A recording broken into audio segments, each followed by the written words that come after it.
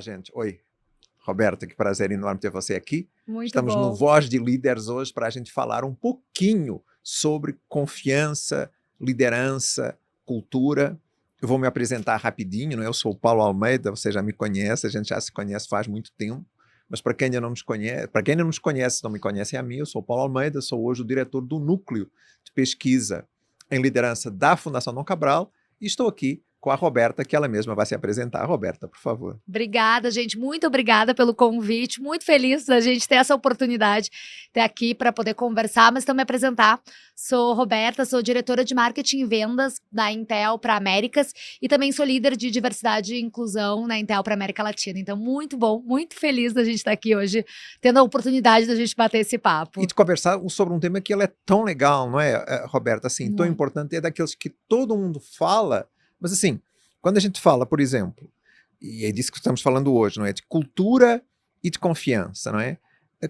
Como é que você vê, considerando as responsabilidades que você tem, uma carreira de executiva e de líder que, nossa, já é longa, não é? Vamos falar assim, com muita experiência. É verdade, Paulo. Como é que você vê a importância real da confiança para a cultura? Ai, muito bom. Assim, eu te diria justamente isso, que eu acho que na minha trajetória, e especialmente nesse setor tão competitivo e tão desafiador como é da o de tecnologia. tecnologia, né? Claro. Que é o que eu já faz vários anos que estou me desafiando, a gente percebe justamente isso, que cultura e confiança não são, né, valores abstratos, eles são de fato ativos estratégicos para a empresa.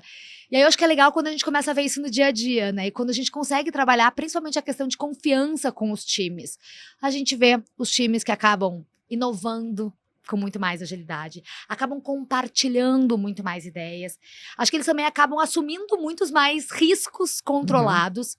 Obviamente, como afinal somos todos seres humanos, também falham, também erram, mas acho que a grande diferença é como que eles olham para esses erros e eles também aprendem com eles.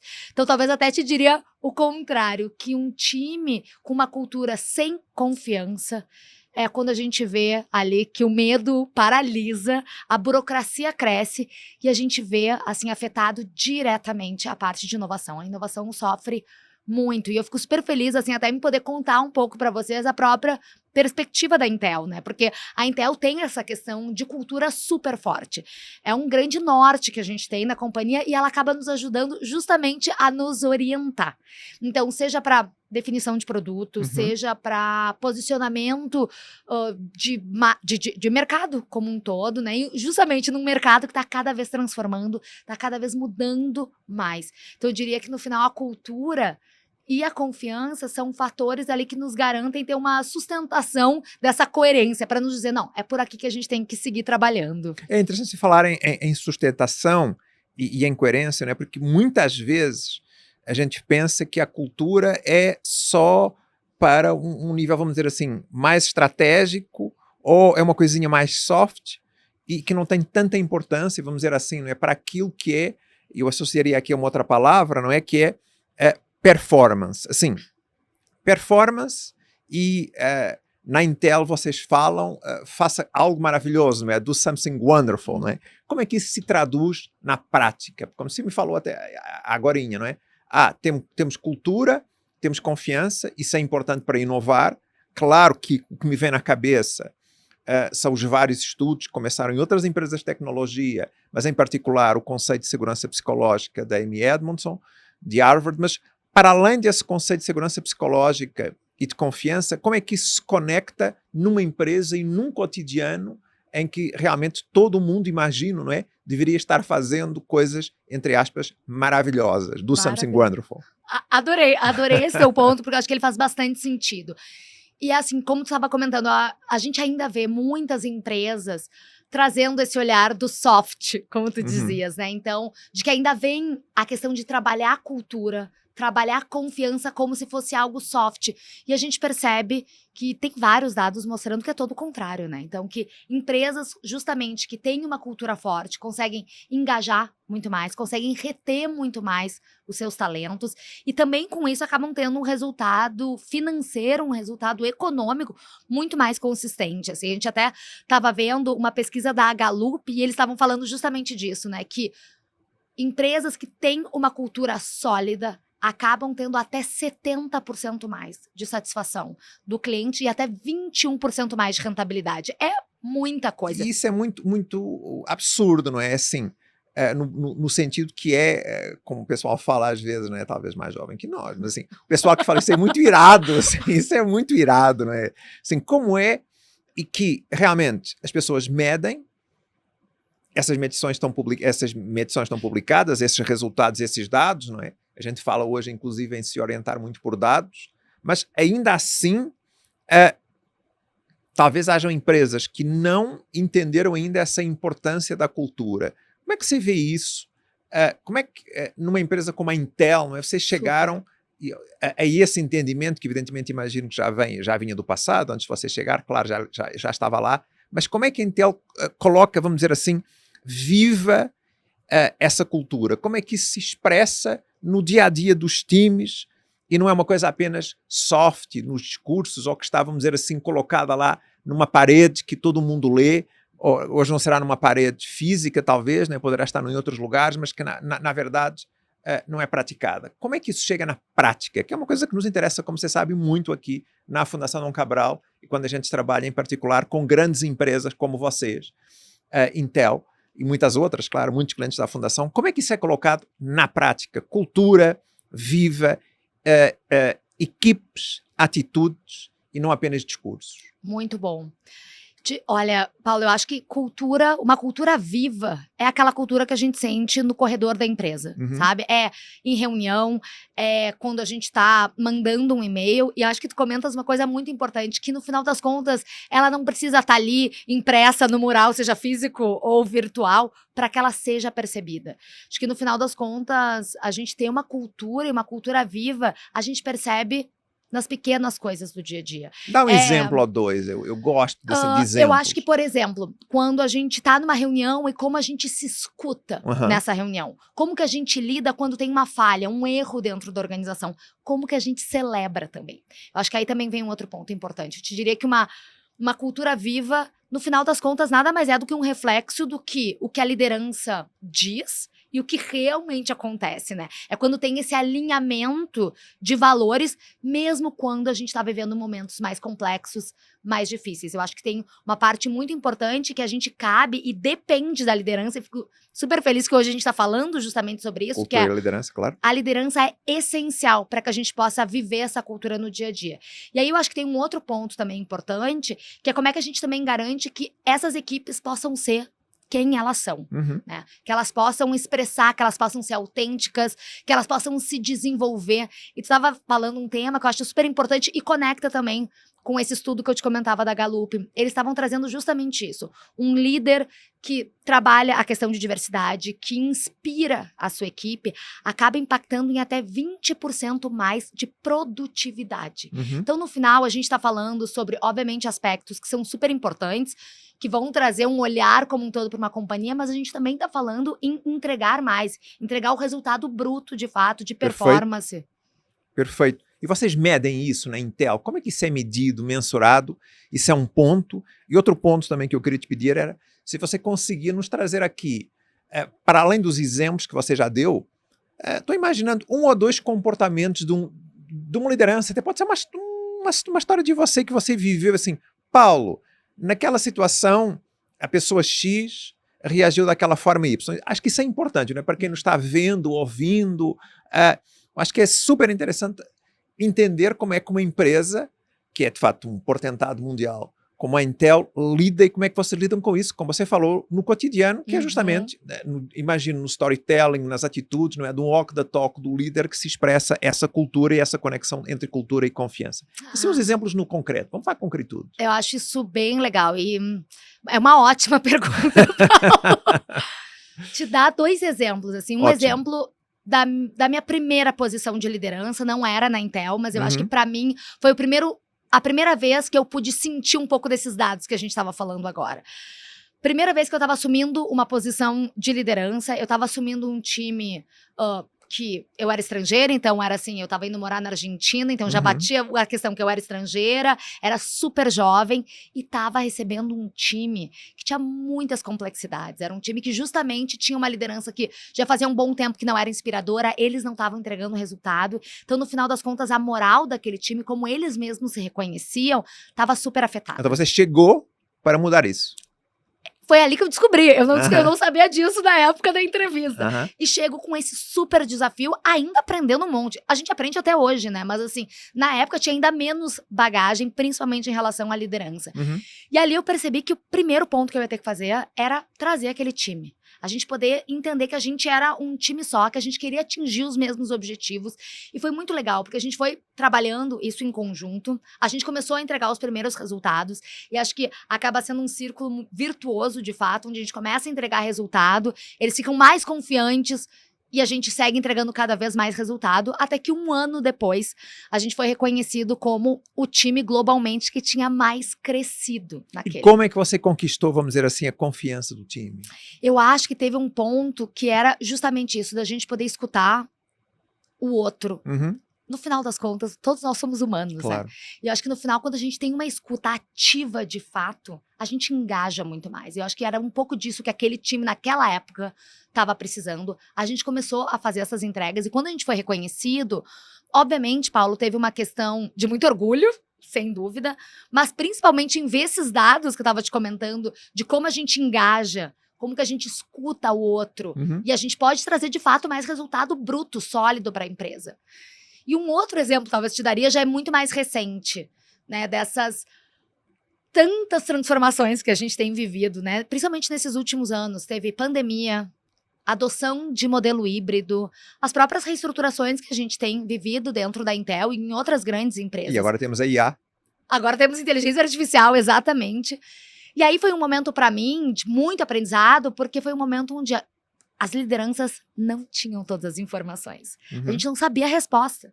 E aí isso para mim também foi complexo. E ali eu também consegui entender que confiança é muito mais sobre presença, sobre escuta Uhum. e sobre também transparência. Eu acho que no final das contas isso foi um grande aprendizado para mim.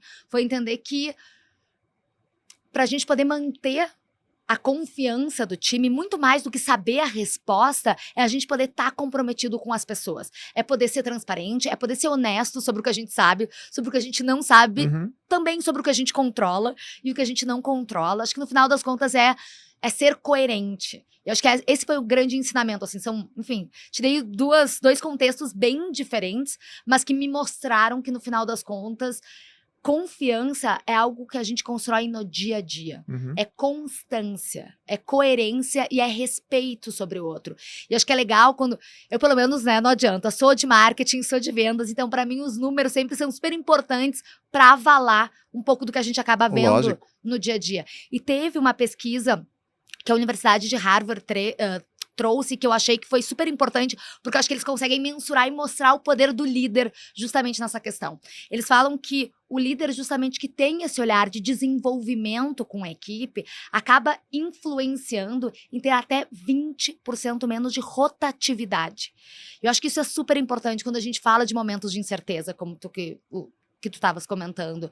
No final das contas, esse líder acaba sendo responsável por essas relações mais duradouras, né? Total. Deixa eu te fazer a propósito disso uma provocação e uma citação. Eu vou te perguntar, claro, quais foram os momentos mais, vamos dizer assim, desafiadores para você, Roberta, com esse time ou com outros, não é? E você, enquanto liderança, é uma liderança realmente muito experiente em grandes empresas, em grandes organizações. Mas antes disso, eu queria te deixar com uma frase, com uma ideia do Simon Sinek que todo mundo fala. Tem um vídeo muito interessante em que ele fala, numa palestra, sobre os SEALs nos Estados Unidos da América, e como o pessoal fala nos SEALs que a gente tem essa relação, esse bound, não é? Essa ligação, porque a gente é realmente uma família. E ele fala, mas não é aquela coisa de falar, todo mundo fala que somos como uma família. Não, é traduzir isso no cotidiano. E essa, vamos dizer assim, é a minha provocação, pergunta seguinte para você quais é que foram os momentos mais desafiadores?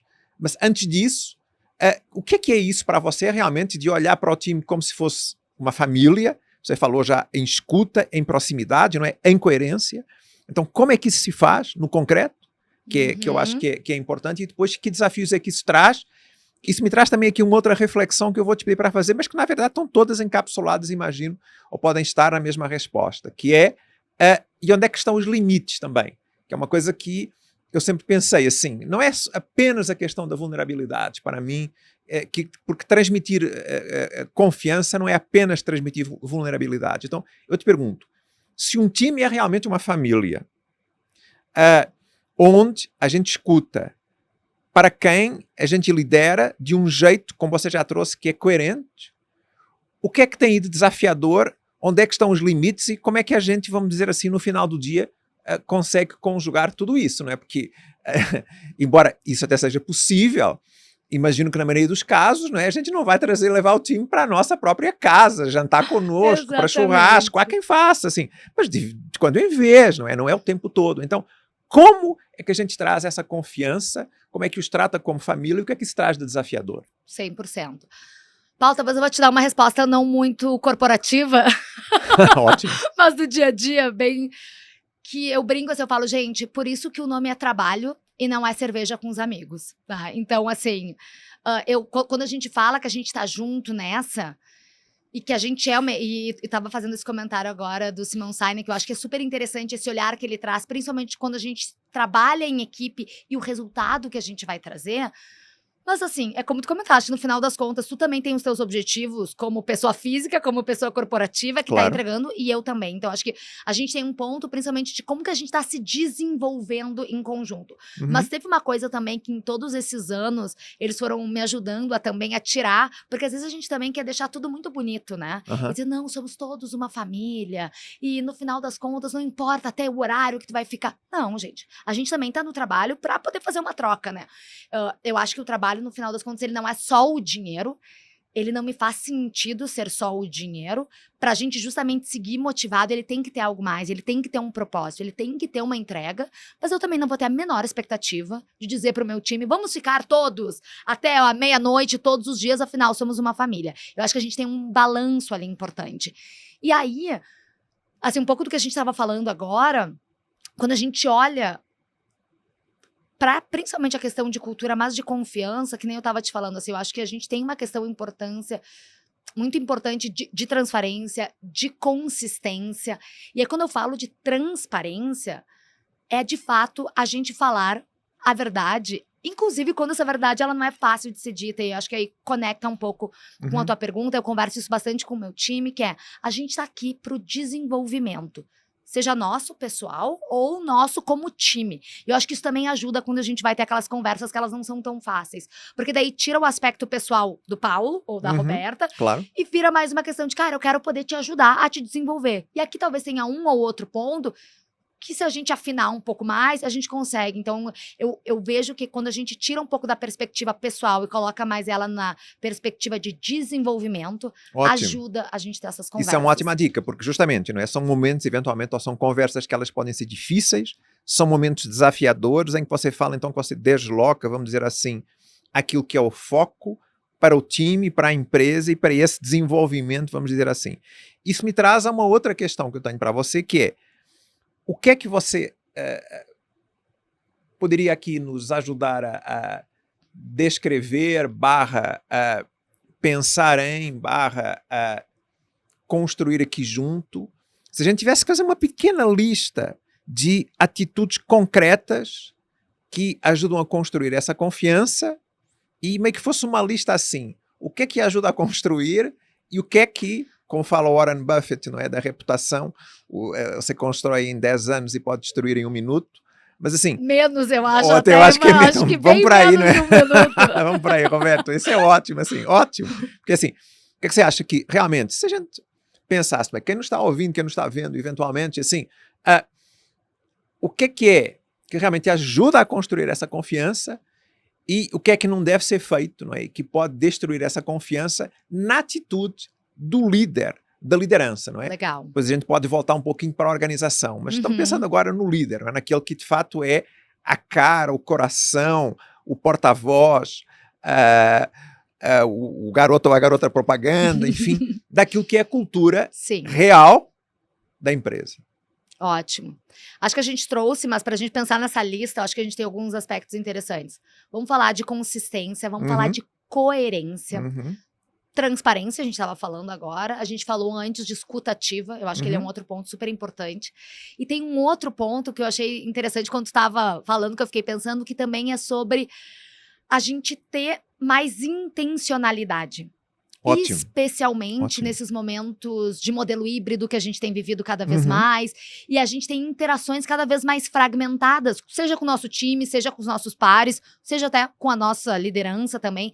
Então, como é que a gente pode também construir momentos mais intencionais? Então, assim, pensando mais na nossa lista e nessa perspectiva mais de dicas, eu diria, obviamente, a gente ter one-on-ones regulares com o nosso time, acho que isso é essencial. E uma coisa que nos ajudou bastante, principalmente em momentos de incerteza, é a gente também ter momentos intencionais sem uma agenda pré-definida. Então era um momento que a gente tinha para se encontrar como time, para trazer angústias, para daqui a pouco fazer alguma pergunta e a gente poder ter ali um esclarecimento, para a gente poder trocar sem aquela agenda mais estruturada. E eu acho que aí vem um pouco, e a gente ainda como latinos tem isso, que é uma fortaleza nossa, que nem tu comentava, não tô dizendo que é toda vez, mas a gente vai convidar daqui a pouco o time para ir fazer um churrasco, falando de uma gaúcha aqui, né? Fazer um churrasco em casa. Então eu acho que também a gente ter esses momentos intencionais mais formais e menos formais, eles também são super importantes. E trazendo um pouco desses dados, principalmente se agora a gente tá falando com líderes, estava olhando, então vou olhar para contar para vocês a importância que vocês têm em tudo isso.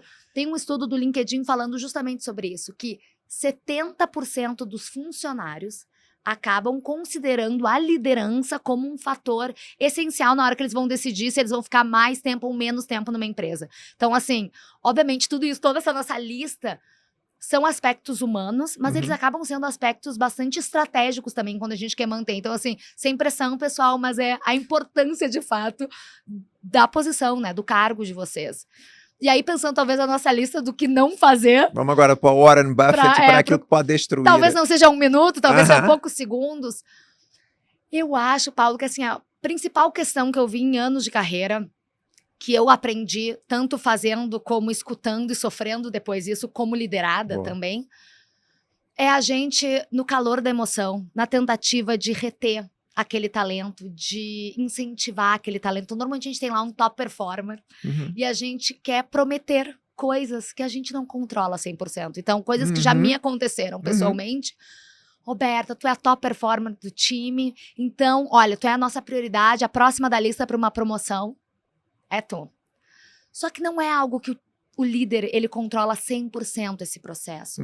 E aí, de novo, se a gente estava falando que antes, confiança é sobre ver o que a liderança diz e o que ela realmente faz, e a gente precisa de constância para isso, e precisa de coerência, que eu te diria que talvez o maior erro que eu vejo de líderes super bem intencionados são de prometerem fatores que eles não controlam 100%. Então, o que acaba acontecendo? Aquele top performer que a gente queria motivar, faz assim, naturalmente uma expectativa e depois acaba se frustrando. Então, eu acho que pra gente também é importante como líderes pensar, ok, como é que eu posso manter uma coerência? Como é que eu posso lutar e daqui a pouco, depois dessa luta, vir contar as consequências dela?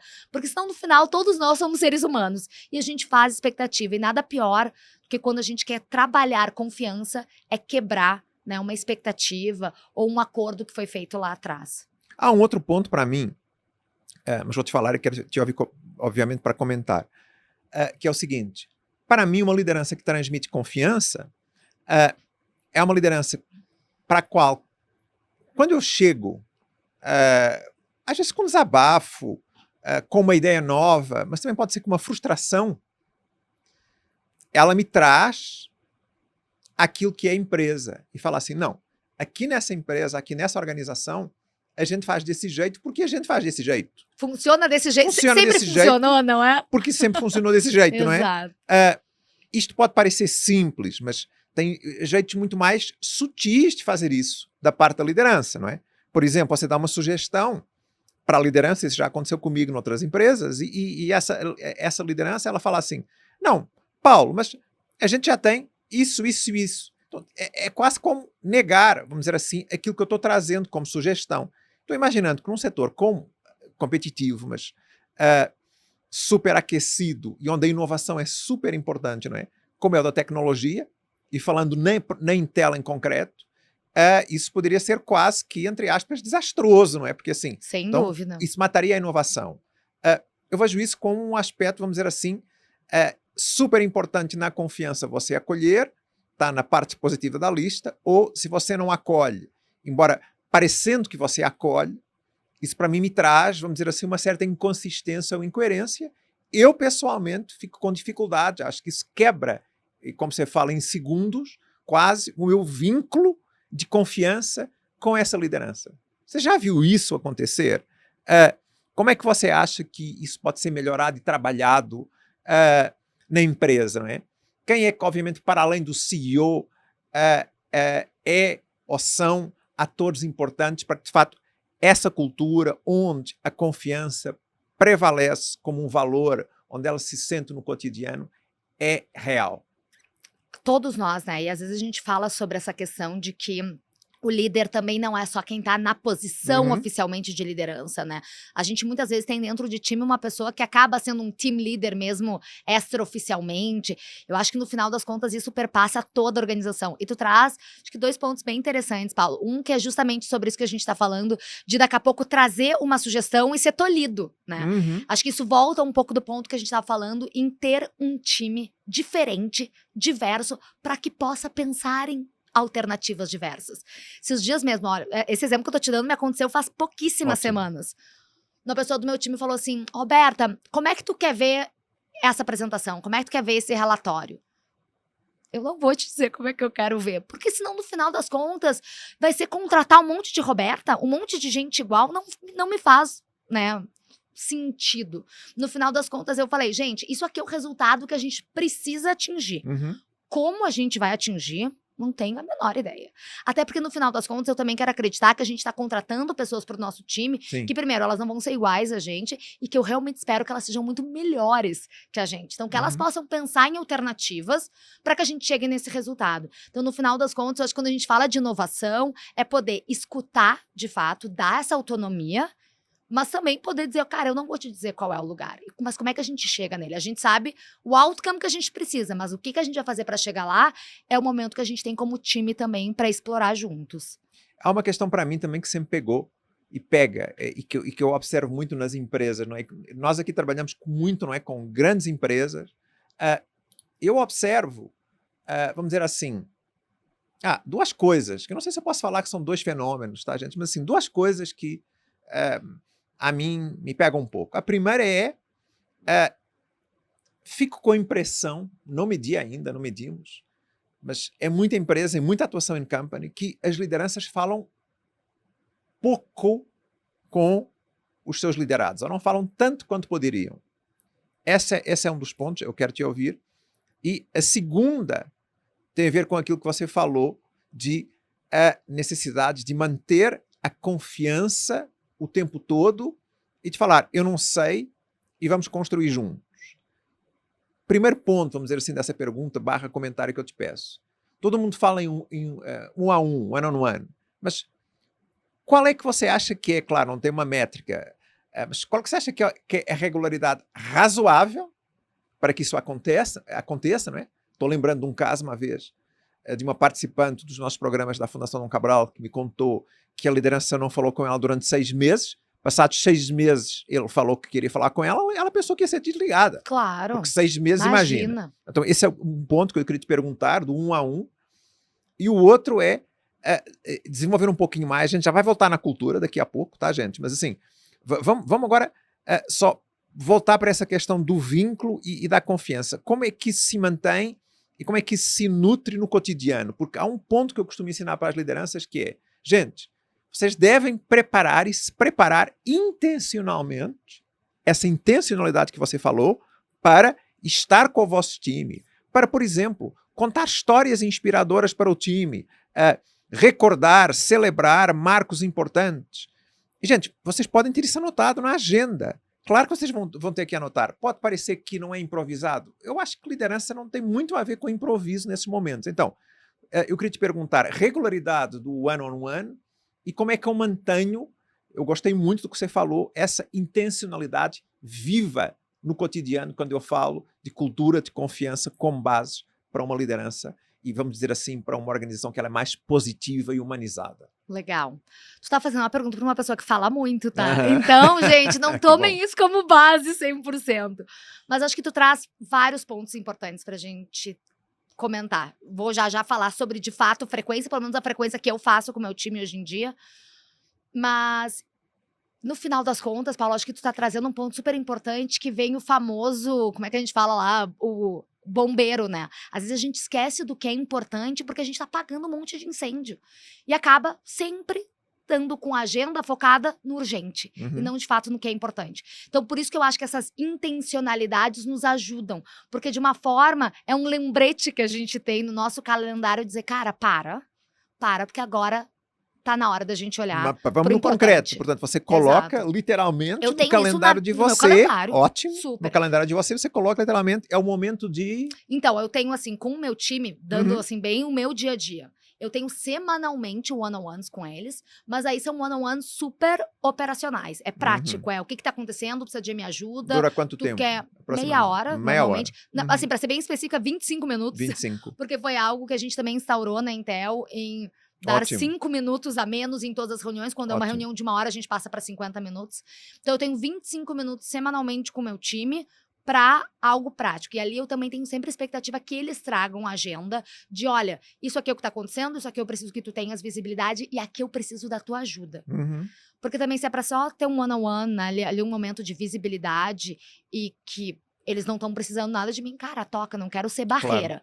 Mas normalmente a gente tem ali um momento para garantir alinhamento. Perfeito. Além disso, a gente garante, de novo, isso em agenda, a gente tem uma vez por trimestre, um momento para falar de carreira, de performance, de feedback. Porque se a gente esperar que essa reunião que a gente tem semanal, que a gente tem que falar de operação, não, mas aí vamos combinar que nessa mesma reunião de operação, de 3 em 3 meses, a gente vai falar sobre performance. Não vai acontecer. Sempre vai ter algo urgente. Não, a gente já fala de performance, mas a gente precisa resolver isso, isso, isso. Então, o que a gente decidiu? Eu tenho 1 hora com eles, trimestralmente, fechado pra gente falar de performance. Então, ali é o momento da gente falar o que tá funcionando, o que não tá funcionando, quais são, às vezes, as expectativas daquela pessoa, o que a pessoa quer compartilhar. Às vezes também acontece, pô, eu vi um curso que eu achei interessante, então é um momento, 1 hora pra gente falar sobre sentimento. O que tá acontecendo, se tem alguma coisa pra ajustar. Acho que isso também é muito importante, que nem tu tava dando esse exemplo dessa funcionária que depois ficou 6 meses. Sim. Então, vamos dizer que até tem alguma coisa ali pra fazer um tweet em relação ou a comportamento ou a entrega. Tu vai avisar o que é isso na hora do desligamento? Não, a gente vai conversar sobre isso. A gente também vai dar chance da pessoa se desenvolver. Uma coisa pra mim que eu acho que é um grande erro nas organizações é vamos falar, assim, no caso mais extremo, um caso de desligamento. Ele nunca deve ser uma surpresa para a pessoa que está sendo desligada. A gente vai conversar. Não aconteceu uma vez, vamos conversar a segunda. Não aconteceu, ok. Daí, no final das contas, como eu te falei antes, talvez uma frase não tão corporativa, que no final das contas é trabalho, né? Não é cerveja com os amigos. Então, ok, talvez a gente tenha que chegar num caso mais extremo, mas ele vai sendo trabalhado. Ele não deveria ser surpresa, nem pra gente como liderança e nem pra esse Claro, liderado. a pessoa teria que saber que também tem que se desenvolver e, portanto, alguém já conversou com ela a respeito, não é? Imagino. Portanto, trimestralmente, não é? Numa grande empresa como a Intel, você agenda um tempo de 50 minutos? Exato, 50 minutos. 50 minutos para conversar com os liderados de você, entre aspas, apenas, que não é um apenas, claro, sobre desenvolvimento, as pessoas poderem fazer e falar daquilo que elas querem. Eu acho que isso é um ótimo momento também para construir confiança com você e proximidade, não é? 100%. Porque assim, essa coisa do distanciamento do líder também é uma coisa que te confesso que a mim me preocupa, não é? Essa ideia do líder lá distante, fechado, numa torre de marfim, não é? Que não tem mais isso, né, nas empresas, não é? E quando você fala em intencionalidade, provocar isso, não é? No cotidiano, achei super bacana e super importante, e acho que é uma boa prática, não é? Que a gente pode deixar aqui.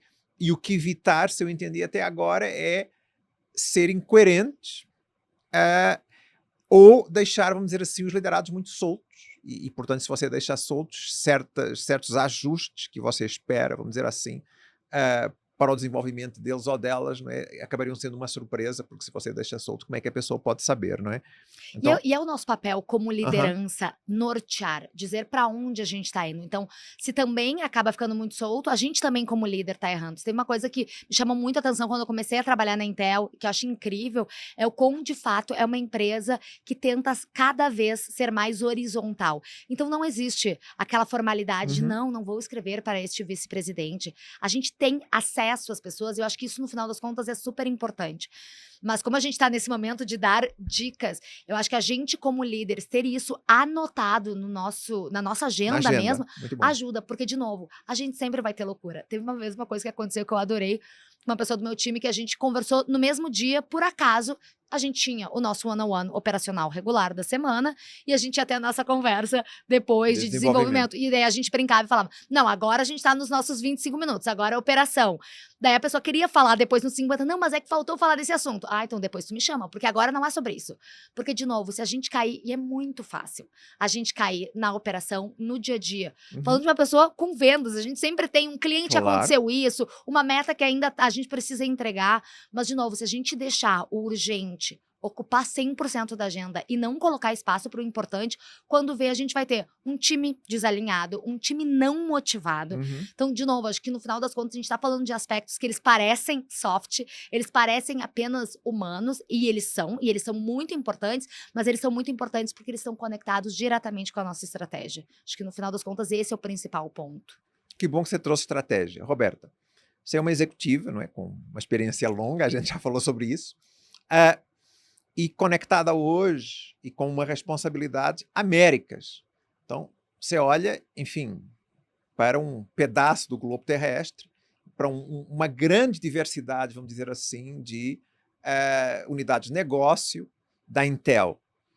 Eu queria te fazer uma pergunta, de fato, que ela é justamente te recolocando nesse papel agora, não é? Saindo ali do time, da equipe, para aquilo que é, ou que são, não é? Desafios com que nós na Fundação Dom Cabral, nós na área de grandes empresas, a gente tem bastante, que são desafios de transformação cultural. Você já vivenciou algum ou alguns? E como é que foi esse processo, não é? E que aprendizado é que isso trouxe para você, não é? Como é que foi isso? Como é que a gente mantém coerência um pouco, vamos dizer assim, da cultura, não é? Se pensarmos na Intel, make something wonderful, faça algo de maravilhoso, mas simultaneamente estamos num processo de mudança de cultura.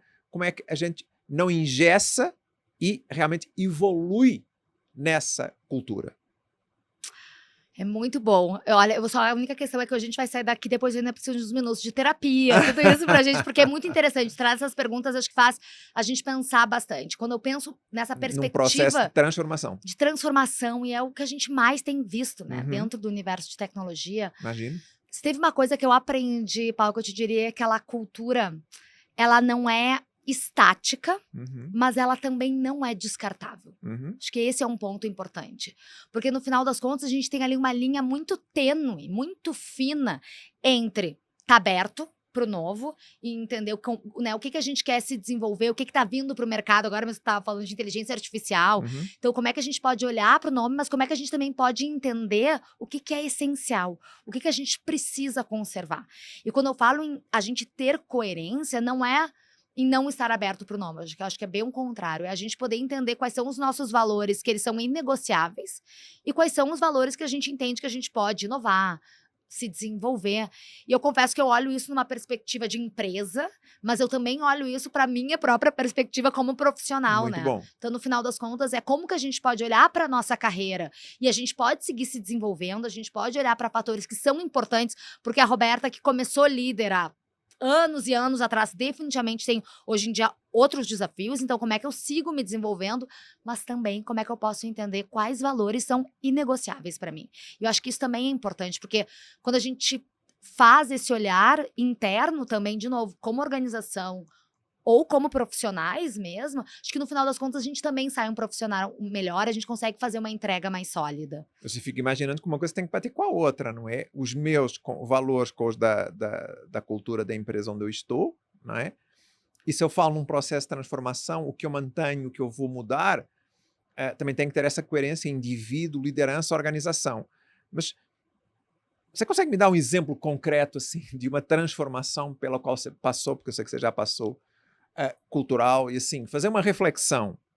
O que é que você aprendeu nesse processo de transformação cultural? E talvez também seja interessante, talvez difícil, como pergunta, mas assim, como é que ficou a confiança no meio de tudo isso?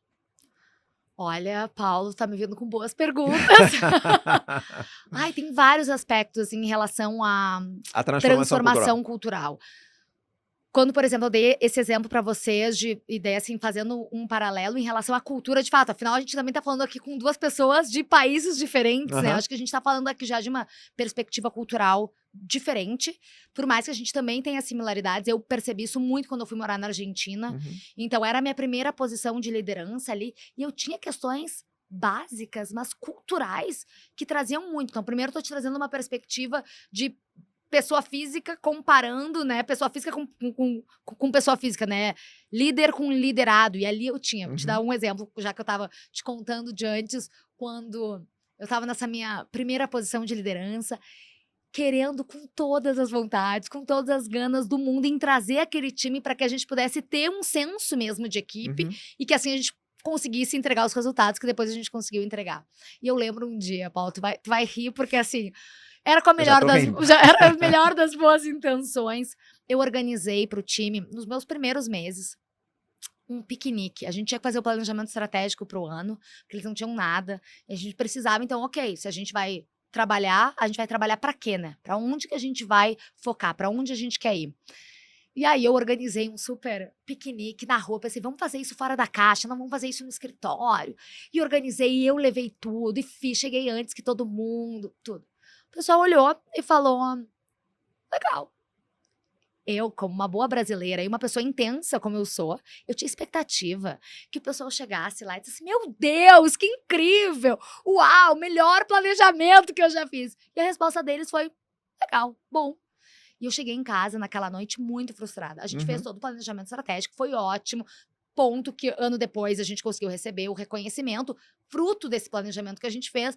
Mas eu tinha uma expectativa de cultura, que o pessoal pirasse. E ali eu entendi que a nossa expectativa, né, aquela coisa de que a gente, no final das contas, como líder, a gente não tem que estar reproduzindo o que a gente gostaria que fizessem pela gente. A gente tem que, de fato, já que a gente estava falando antes de escuta ativa, a gente tem que escutar o outro, a gente tem que entender o outro e entender que talvez o que motive o Paulo é completamente diferente do que motiva a Roberta. E como é que a gente olha para essa perspectiva cultural? Acho que ali foi um dos grandes ensinamentos que eu tive na Isso foi no época. micro.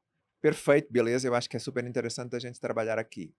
Mas tendo um olhar assim um pouquinho mais, Roberta, mais macro, até porque a gente está se aproximando do final já do nosso tempo, numa perspectiva mais macro, você já passou também por processo de transformação cultural, não é? Em grandes empresas, em empresas, não é, de um setor que era tão dinâmico, diverso, desafiador como é o setor da tecnologia. Quando você olha e pensa, puxa vida, estou aqui como ensino o professor Heifetz em Harvard, estou aqui com uma visão de varanda, olhando assim de fora, o que é que ficou, que lições aprendidas, o que é que você acha que, como você falou, se manteve e como é que aquilo que tinha que mudar foi mudado, vamos dizer assim, ou, entre aspas, num certo sentido, se descartou. Que lições aprendidas, o que é que você pode, para quem nos está ouvindo e vendo, nos ajudar aqui, para quem estiver eventualmente envolvido ou envolvido num desses processos de transformação cultural, não é? Que a gente sabe que a cultura não muda num dia, numa semana, num mês, é um processo. E é um Muito. processo contínuo e continuado. Exato. É legal, né? Porque a gente estava falando sobre talvez a primeira posição de liderança, mas acho que esse aspecto que tu traz é exatamente o desafio que eu tô vivendo nesse momento, né? Ótimo. Faz um ano que eu assumi, então, essa posição Américas. Até então, eu entrei na Intel olhando para nossa operação no Brasil, depois comecei a olhar ela na América Latina, e aí acabei, ano passado, assumindo essa posição Américas. Então, faz mais ou menos um ano e meio, onde a gente, como companhia, está se transformando e está se desenvolvendo muito num mercado completamente diferente. Não tem como comparar o mercado que a Intel está hoje em dia do mercado que a Intel estava há 5, há 10 anos atrás. Então também como é que a gente, como equipe, pode se ajustar. Então a gente teve aí momentos bem desafiadores, né? como a gente estava falando, também desafiadores, porque a gente esperava ter muitas respostas que a gente não tinha, mas eu te diria que o meu principal ensinamento de tudo isso é que, no final das contas, se a gente não tem as melhores pessoas conosco, não tem conhecimento técnico que resolva. Se tem uma coisa que eu aprendi em todos esses anos, eu quero ter no meu time as melhores pessoas com estes soft skills que a gente estava falando, que saibam trabalhar em equipe, que saibam escutar o outro. E, no final das contas, esses são os atributos que estão nos ajudando a passar por esse universo de transformação que a gente está vivendo. E, no final das contas, todas essas pessoas, inclusive eu, a gente tem que se reinventar. A gente tem, quando a gente fala de aprendizado contínuo, a gente tem que seguir se desenvolvendo. Eu, Roberta, não sabia detalhes que eu sei hoje em dia de inteligência artificial há 5 anos atrás. Então, como é que eu também pude, como é que o meu time pôde se desenvolver nesse aspecto? Então, quando acho que a gente olha no macro, e nesse momento que a gente está vivendo, onde eu pessoalmente tenho desafios de culturas diferentes, já que a gente está falando de Américas, então o canadense é completamente diferente do estadunidense, como do latino, do brasileiro. Então, assim, a gente tem todas as diferenças culturais, mas eu diria que hoje, para mim, o meu grande ponto, quando eu penso, ok, a gente já tem desafios em excesso. A gente tem um mercado mudando, a gente tem a competition mudando, a gente tem muitas questões chegando no mercado. Então, como é que a gente garante de ter um time que tá afim de ganhar junto? E que dá conta. E que dá conta. E eu acho que aí vem um ponto importante, né? Tem aquela famosa frase do Peter Drucker, que ele fala que a cultura come a estratégia no café da manhã, né? E eu acredito plenamente nessa frase. Porque, no final das contas, eu posso lá montar e a gente pode ter a melhor estratégia. A estratégia mais bonita. A gente brinca, né, que no Excel e no PowerPoint tudo vale, né? Tudo fica bonito. Claro. Mas, no final das contas, se a gente não tiver um time com uma cultura forte para garantir a execução disso, não adianta, eu posso ter a melhor estratégia do mundo, a gente não vai conseguir performar. Então, acho que no final das contas, volta na perspectiva humana. E da intencionalidade que você falou, de manter essa intencionalidade e essa coerência e essa confiança também, e essa autonomia para levar o time para a performance. Como é que você acha que é possível, isso talvez também seja importante nesses processos de mudança cultural, imagino, equilibrar autonomia e responsabilidade, não é? Sem cair em excesso de controle ou em microgerenciamento, não é? Quando a gente fala de, como você falou aqui para nós o tempo todo, dar essa autonomia, essa responsabilização, essa capacidade, essa vontade de desenvolvimento do próprio time. Muito bom. Quando a gente fala, principalmente, acho que de times de alta performance, né? Que no final das contas é o que a gente quer, a gente precisa garantir que a gente, no final, tá dando ferramentas para que eles sejam quem eles são, né? Porque, assim, até tu vai... Se a gente for para pensar, e eu, pessoalmente, já tive algumas experiências onde eu estava em times de alta performance que não existia confiança, por exemplo, a gente entregou. Não vou te dizer que não. Mas a custa de... Tu estava comentando antes, de muita insegurança psicológica, de muita rotatividade, né? De muito desgaste. Então, acho que veio, assim, minha visão até, muita ineficiência dentro de tudo isso. E quando a gente olha na perspectiva que tu traz hoje em dia de responsabilidade, eu acho que isso, no final, tem tudo a ver com o papel da liderança e com o papel de confiança. Porque eu não vou conseguir dar a responsabilidade e o accountability, né? Se eu não confiar. Né? Então, eu acho que a gente tem aqui um ponto importante. Mas aí eu acho que vem de novo a importância e o papel do líder, porque no final das contas, se a gente dá a autonomia sem a responsabilidade, vira permissividade, né? Eu posso fazer tudo do jeito que eu acho. E não é assim. Afinal, a gente está numa empresa, a gente tem objetivos para a gente atingir. Então, no final das contas, o nosso papel como líder é muito mais em guiar. Em dizer, cara, é aqui que a gente quer chegar. Esse é o nosso resultado. Como? Eu não vou te dizer.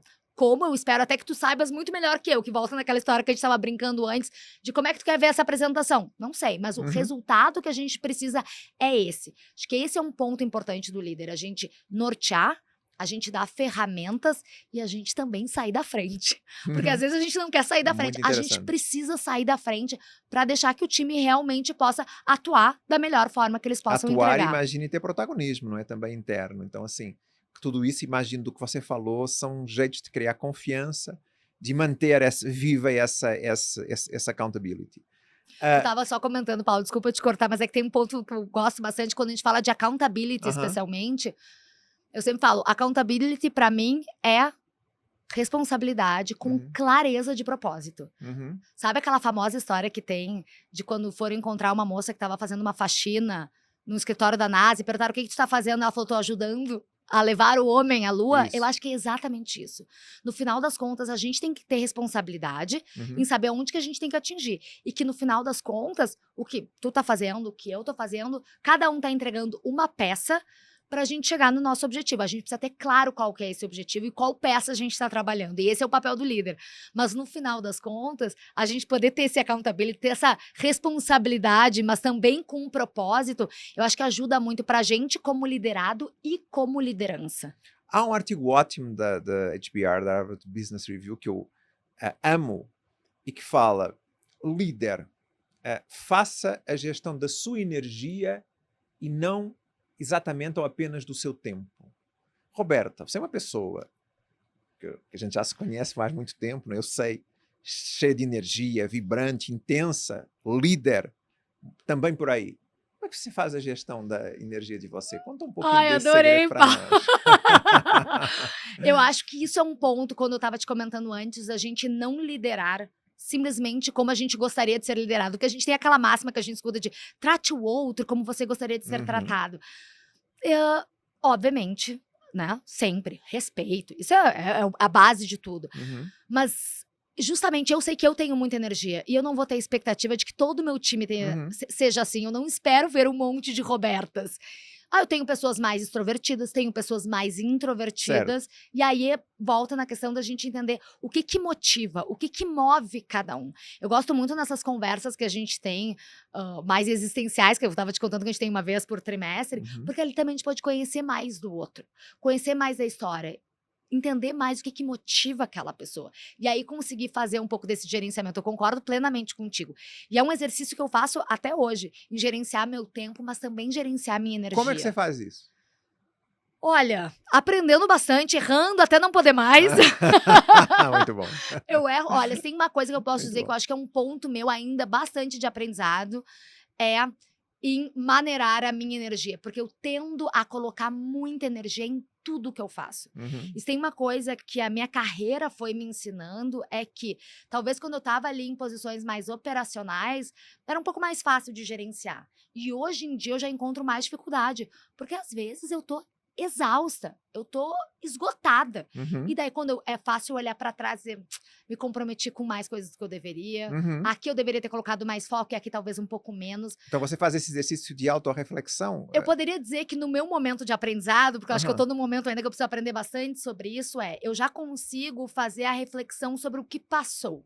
Isso é um exercício que eu faço bastante comigo, de fazer. E daí tem um exercício que eu acabei escutando de um outro líder da Intel, e eu acabei assumindo isso bastante pra mim, que é de início da semana, eu sempre faço um olhar da minha próximas 2 semanas, pra entender um pouco de onde é que eu vou botar mais energia, onde é que eu vou botar menos, onde que eu tenho ali um ponto importante. Você anota mentalmente, como é que você faz? Eu não confio na minha cabeça, Paulo, tá Que tudo ótimo, anotado. Que ótimo, não.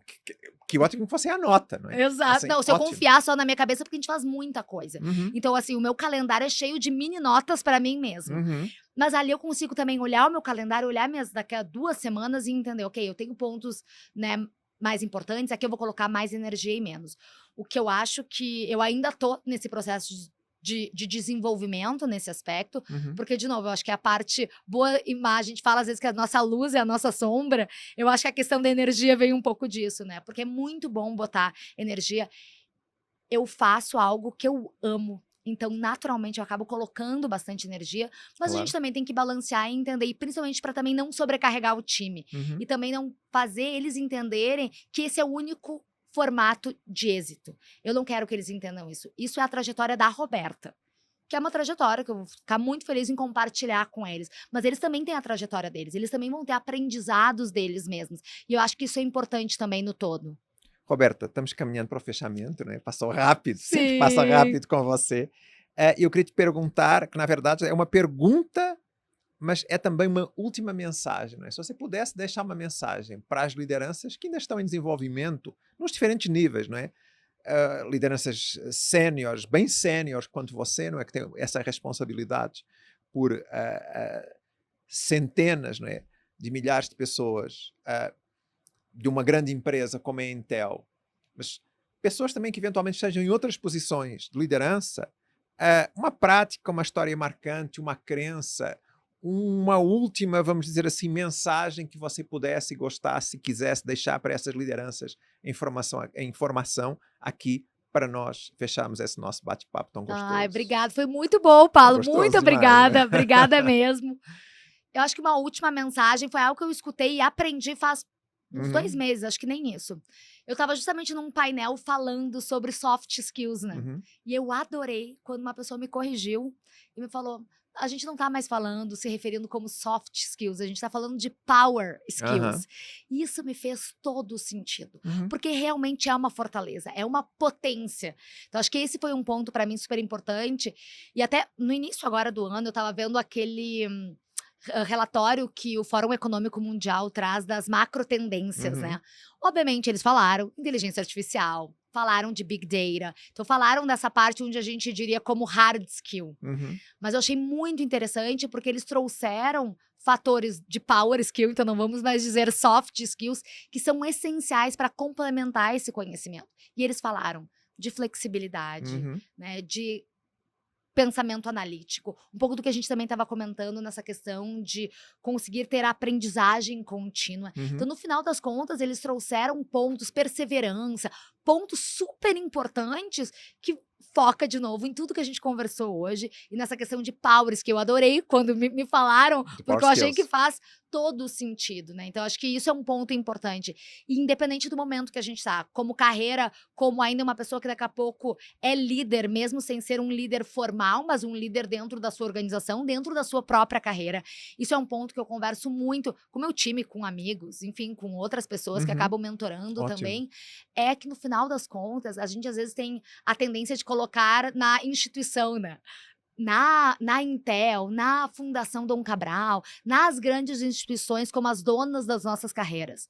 Nós somos os donos das nossas próprias carreiras. A gente tem que tomar a decisão, a gente tem que tomar a rédea da nossa cadeira. Então, no final das contas, vem um pouco sobre isso, né? Então, se a gente vai olhar para a nossa carreira, como é que a gente pode olhar para os power skills e usar isso como uma potência para a gente pegar os nossos hard skills? Todos nós temos que ter os nossos conhecimentos técnicos, mas a gente vai se diferencializar através dessa potência, desse power skills. Exato. É a mensagem que a Roberta aqui, líder de uma grande empresa, não é? Como é a Intel, uma das líderes de uma grande empresa como a Intel, nos deixa, gente. Obrigado para quem nos escutou. Obrigado, Roberto. Foi muito sempre obrigada. Super gostoso estar aqui com você. Muito obrigada, pessoal. Só pra gente sentir que a gente tá um pouquinho pertinho. Muito obrigada, Paulo. Sempre maravilhoso.